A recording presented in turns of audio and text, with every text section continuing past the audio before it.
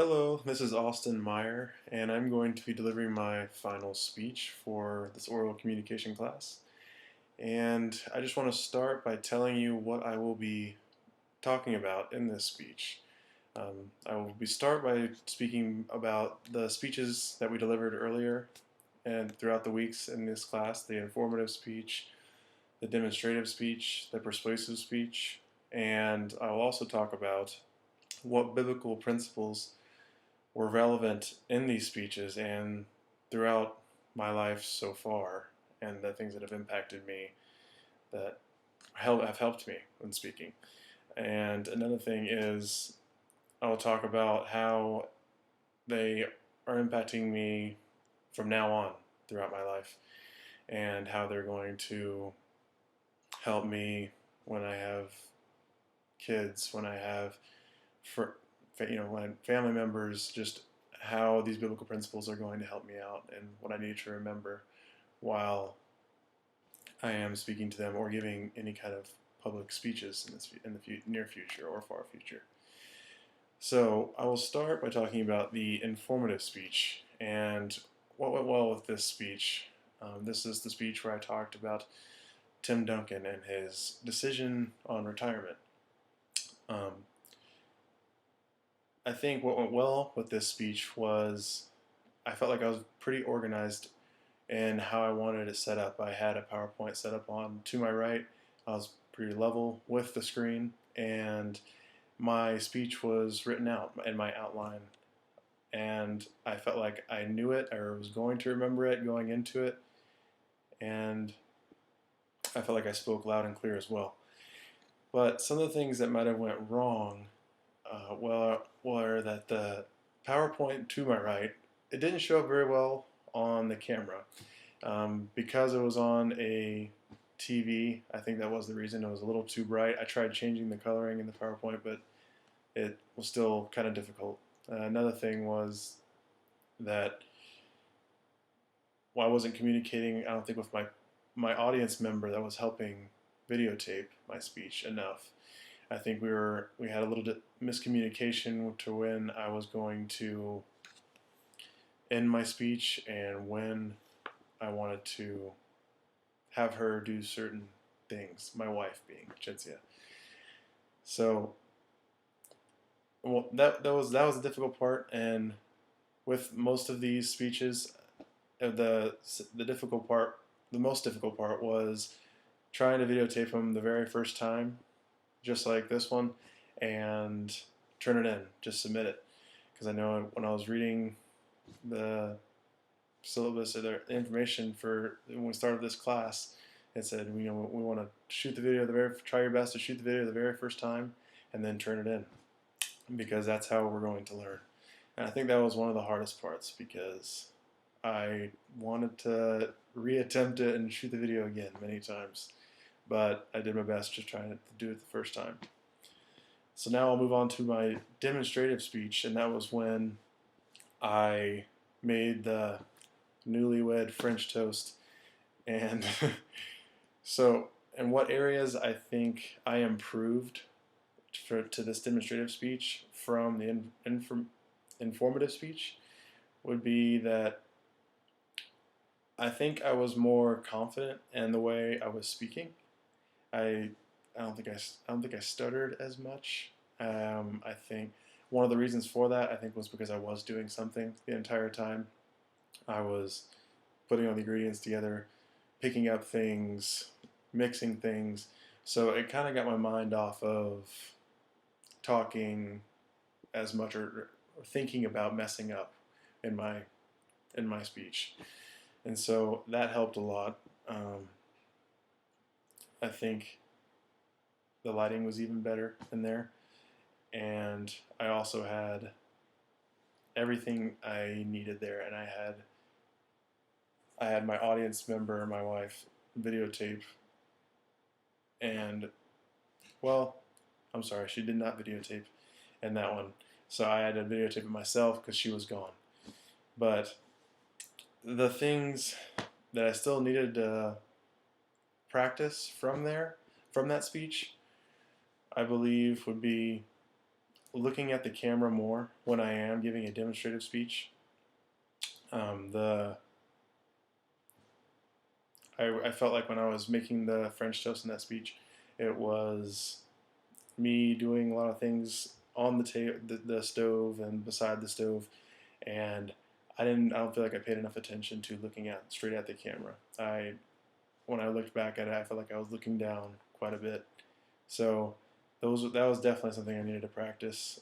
And now moving to the persuasive speech, some things I believe I improved on from my demonstrative to my persuasive would be, I think I was more confident looking straight at the camera. Again, I was looking straight at the camera because I wasn't exactly doing something in my persuasive speech with my hands and needing to demonstrate something. So I think I looked at the camera and did that well. And also, I would say using some props. The kittens that we had just adopted, I think I did a good job of using them at the beginning of the speech, and staying on the topic of why I was talking about them. And so, and some areas and components I still need to practice with that are, I would say, maybe gathering a few more sources. I used 3 sources, I believe, in that speech. I believe that speech went pretty well. I felt the most confident with that one. But if anything, I could have maybe gathered another source and talked about why adopting was important over buying from a store. I I gathered one source talking about why it was good to adopt instead of purchase from a pet store. And then I also talked about the health benefits and other things like that. But I think I could have gathered another source to talk about more about actual adopting. And so those are some things I believe I could still practice in my upcoming speeches. Just making sure I'm looking at the camera, gathering my sources, make sure I'm always speaking loud and clear, staying organized. And now we'll cover some of the biblical principles that are relevant to confident speaking.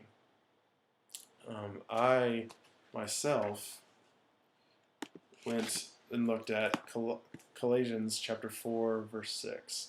And this is from the ESV version of the Bible. It says, "Let your speech always be gracious, seasoned with salt, so that you may know how you ought to answer each speech." Now, I think this one is really relevant to me because it talks about always being gracious and how you ought to speak to each person. And growing up, I had a lot of, I would say, bullying issues. I got bullied quite a bit growing up, and so I think, well, up till about 8th grade to high school, it stopped then.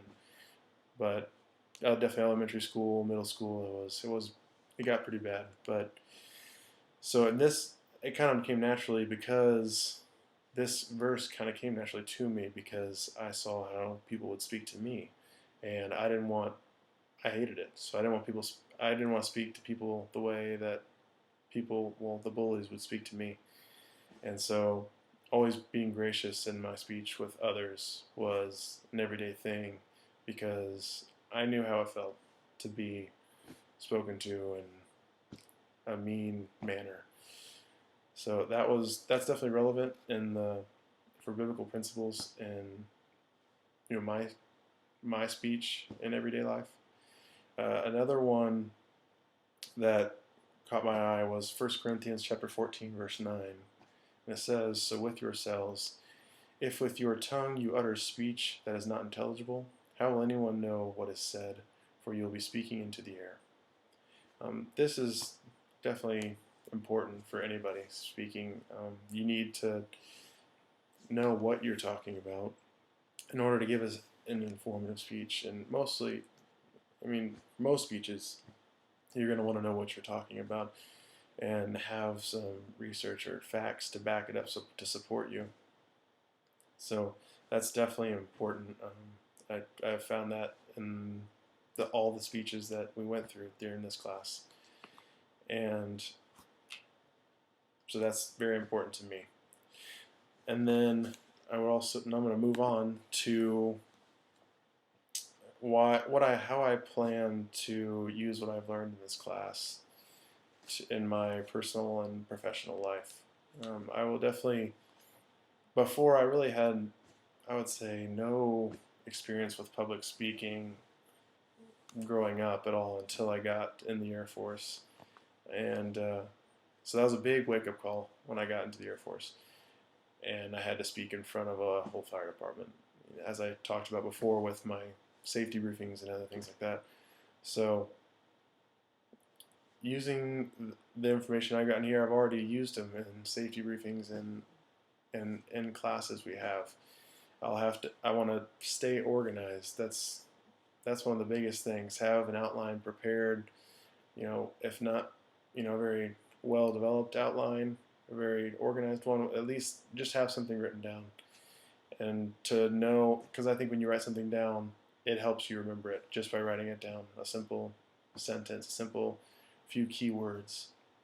So making sure that I have something written down that will help me in my speeches later on. And the next thing would be for my personal life, making sure that if I'm trying to talk to people, especially about Jesus, that's a personal thing, and I'm going, knowing biblical truth, biblical principles, and things that I can refer to if I am talking to them about that, and it's a deep discussion, then knowing certain verses or principles in the Bible is going to be key to being able to talk to them about Jesus and who he is and what he is about. I also like to, so going back to some of the things I've learned from our textbook in the informative, demonstrative, and persuasive speeches, the things I learned from the challenge of effective speaking in a digital age is one part in chapter 12. There's on page 230. It says, with a photo at the top left, you can make familiar topics intellectually stimulating with new and relevant insight. Now, this is very true. I tried to use this with Tim Duncan's speech, the informative speech. I tried to bring in what the article was talking about with David Robinson, his old teammate, and that this guy had such a big impact on Tim Duncan, and that is something you wouldn't really consider if you don't know much about Tim Duncan or his past. And so I think that was a unique topic to bring in. People wouldn't really think about when you're talking about a retirement decision and how a friend can really impact your decision. The next thing I would like to come over is I wanted to talk about the same in chapter 12 and on page 251. I was looking at the outline of our speeches that we were giving in this sample outline that they give us in the textbook. And it says, this at the top right, and in the introduction part, it says attention getter. And it also says listener relevance. Attention getter and listener relevance, I never even thought about doing that in the beginning of a speech, but it's very important. You want to grab the attention of the audience by maybe telling a story or saying something loudly, anything trying to get their attention right off the bat. And then right after that, a listener relevance statement is going to be big as well, because now once they're listening, you get their attention. you can talk to them about why it is important for them in their own lives to know what you're going to be talking about. And then working further through our textbook, I went to chapter 13 on page 262, and I was looking at logos, ethos, and pathos. These three were key for me in learning how to make speeches. Logos, the definition for that is arguments that support your point of view. So you're giving that support, that those facts, those sources that are going to help you and support you in what you're saying, give you support and the reasons why this might be true or it's logical to think that this way. And ethos, arguments based on competence, credibility, and good character. You're going to always want to show someone that with the support you're giving them from facts, that they can also trust you. You have good character. So that's very important. And pathos, arguments that appeal to the emotions. This is also, very big. I think it might be the biggest. You can give some facts, but if you don't have good character or talk to that person's emotions, their personal life, that's not gonna go very far, I don't believe. Ethos, you can, if you show good character, and that's great. That means you're showing them they can trust you. But if you're not touching really their emotions, their personal lives, and how it's relevant to them, it's not nearly as effective, I don't believe. So that really helped me in especially the persuasive speech with talking about adopting cats. I try to talk about some things that I experienced with the cats already, and also even just holding up the cats, I feel like that touches people's emotions, and that many people, not all, but many think that cats are cute. And so, moving on through the textbook again, something that helped me a lot was looking on page 282. It talked about no opinion. I'll read the paragraph. It says, if your target audience has no opinion for or against your topic, consider whether they are uninformed, neutral, or apathetic.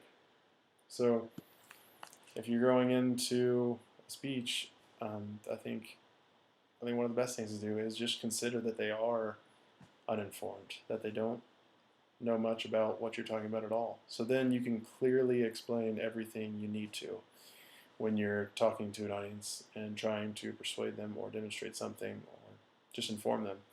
You're just going to want to let them know all that you can in the most simple and clear way. Jesus used the parables in the Bible.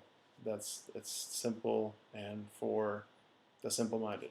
So that was a big key, and trying to work out my speeches is trying to just explain things in the clearest and simplest way. And another photo on page 283. It says audiences believe reasons when there is strong evidence to support them. That's kind of tying back to what we were talking about before.